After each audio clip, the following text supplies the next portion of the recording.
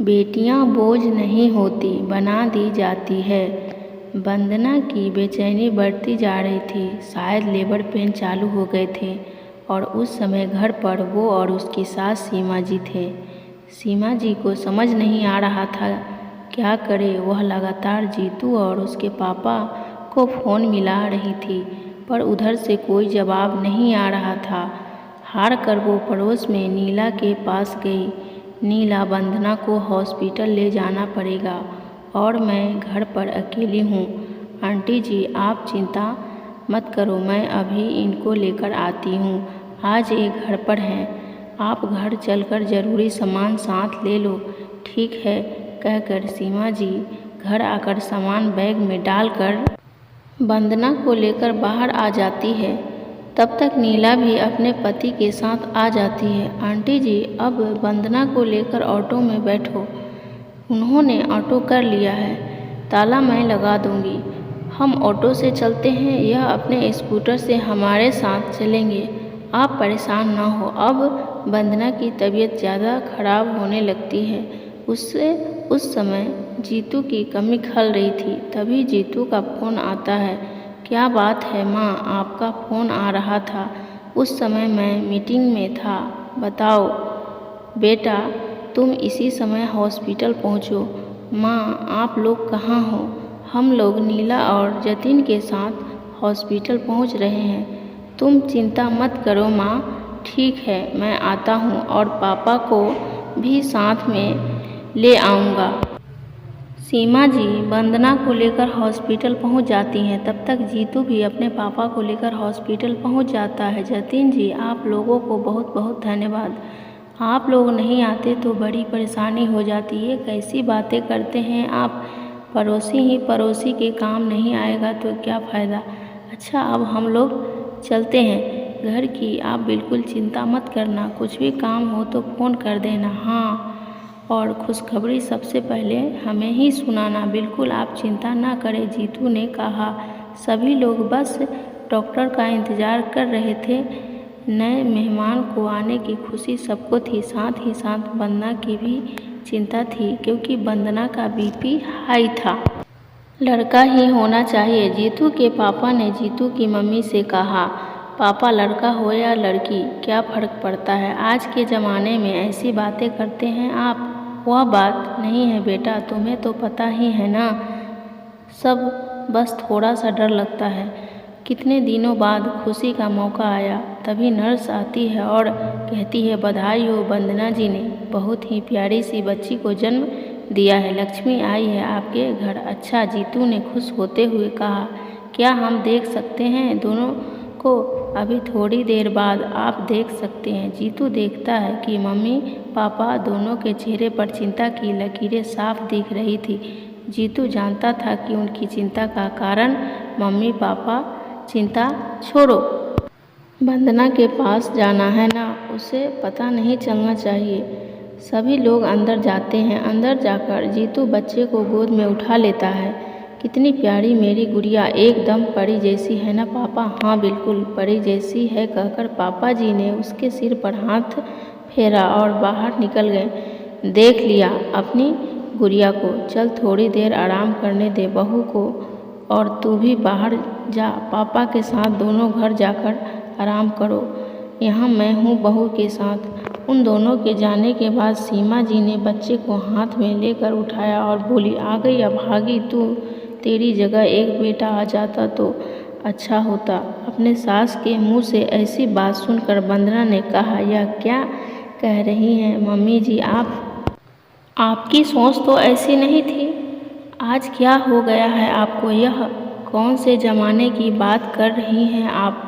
आजकल तो बेटियां बेटों से भी ज़्यादा नाम कमाती हैं। हाँ बहू तुम ठीक कह रही हो, पर बेटा हो जाता तो हम निश्चिंत हो जाते। कुछ भी कहो, बेटियां ना चाहते हुए भी बोझ बन जाती है। बेटा तुम्हें नहीं पता है कहकर सीमा जी ने एक दर्द के साथ गहरी सांस ली। क्या बात है मम्मी जी? क्या बात है मम्मी जी? आप मुझसे कुछ छुपा तो नहीं रही? क्योंकि जहाँ तक मैं आपको जानती हूँ आपकी सोच ऐसी नहीं है। क्या करोगी जानकर? अभी तुम आराम करो, बाद में बातें करूँगी। नहीं मम्मी जी, मुझे बेचैनी लग रही है, आप बताइए ना प्लीज़। बेटा, तुझसे हमने एक बात छुपाई है, उसके लिए हमें माफ़ कर देना। क्या मम्मी जी, ऐसी क्या बात है? बेटा, जीतू के एक बहन भी थी, अब कहाँ है वह मम्मी जी? इस दुनिया में नहीं रही वह, क्यों? क्या हुआ था और आपने मुझसे यह बात क्यों छुपाई थी? बेटा, दर्द भरी बातों को भूल जाना ही अच्छा होता है, पर आज गुड़िया ने फिर से वह जख्म हरे कर दिए। उसका नाम पूजा थी और बहुत सुंदर पढ़ी लिखी थी और एक स्कूल में नौकरी भी करती थी। बहुत सीधी थी, सबका कहना मानना ना करना तो उसने सीखा ही नहीं था। सबकी लाडली थी, शादी की उम्र भी हो गई थी तो एक अच्छा सा वर देखकर शादी कर दी। कुछ दिन तक तो सब ठीक चलता रहा, फिर अचानक उन लोगों ने परेशान करना शुरू कर दिया। कभी कुछ मांग करते तो कभी कुछ मांग करते, अगर वह मना करती तो उसे मारा जाता, यहाँ तक कि उसे पागल कहने लगे थे वह लोग। तुम ही बताओ बेटा, जब वह स्कूल में बच्चों को पढ़ाती थी तो पागल कैसे हो सकती थी? लेकिन वह लोग तो उसे पागल साबित करने की पूरी कोशिश कर रहे थे। वो डरते डरते फ़ोन करती, हम उसे समझा दिया करते, कोई बात नहीं बेटा, सुख दुख तो जीवन का अंग होता है। एक दिन उसका फ़ोन आया, मम्मी आप मुझे वहीं बुला लो, यह लोग अच्छे नहीं हैं। हमने उसे बुला तो लिया पर समझा बुझाकर वापस भेज दिया कि लोग तरह तरह की बातें करेंगे। उसने बहुत मना किया कि वह लोग मुझे मार देंगे, पर बड़ों की मर्जी के आगे किसी की न चली और उसे वापस भेज दिया गया। और वह आखिरी दिन था जब हमने उसे देखा था। 2 दिन बाद खबर आई उसने आत्महत्या कर ली है। हम जानते थे कि वह ऐसा नहीं कर सकती, ज़रूर वही लोगों ने कुछ किया होगा, पर अब क्या हो सकता था? वह चली गई, हम उसे बचा सकते थे पर बचा नहीं सके, कहकर सीमा जी रोने लगी। मानती हूँ बेटा, बेटियाँ माँ बाप का बोझ नहीं होती, क्योंकि जितना दर्द बेटा होने में होता है उतना ही दर्द बेटी होने में भी होता है। बेटी भी माँ के जिगर की टुकड़ा होती है और माँ बाप के लिए बेटा और बेटी में कोई फर्क नहीं होता।